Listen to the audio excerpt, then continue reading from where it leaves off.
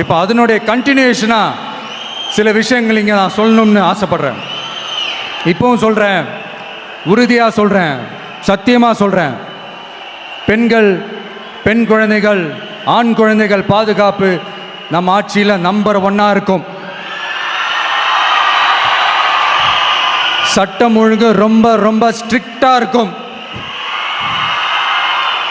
அரசு பள்ளிக்கூடங்களும் கல்லூரிகளும் முதல் தரமாக இருக்கும்.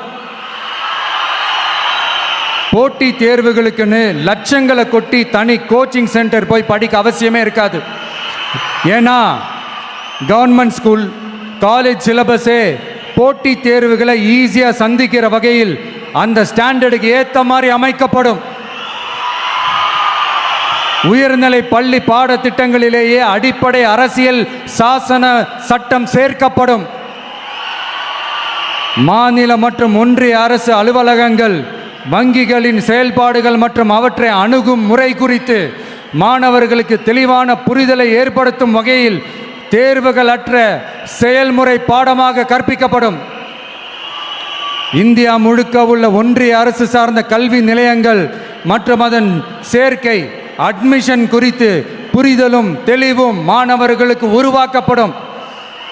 அனைத்து அரசு பள்ளிகளிலும் பெண் குழந்தைகளுக்கு சுத்தமான, சுகாதாரமான மற்றும் தரமான கதவுகள் பொருத்தப்பட்ட ரெஸ்ட் ரூம்கள் அமைப்பது உறுதி செய்யப்படும். போதைப் பொருட்கள் இல்லாத தமிழகம் உருவாக்கப்படும். மாவட்ட கலெக்டர்கள் மற்றும் எஸ்பிக்களில் சரி பாதி பெண்களாக இருக்கும்படி செய்வோம். மலை கிராமங்களில் அரசு ஆரம்ப சுகாதார நிலையங்கள் பிரசவம் பார்க்கும் வசதியுடன் அமைக்கப்படும். பஸ் போக்குவரத்து இல்லாத கிராமங்கள் மற்றும் மலை கிராமங்களே இல்லை என்ற நிலை உருவாக்கப்படும். ஏற்கனவே அமைப்பு சாரா தொழிலாளர்கள் அமைப்பு இருந்தாலும் ஆட்டோ, டாக்ஸி மற்றும் லாரி டிரைவர்களுக்கென அவர்களின் நலன்களுக்காகவும் குடும்ப நலன்களுக்காகவும் தனியாக நல வாரியம் அமைக்கப்படும்.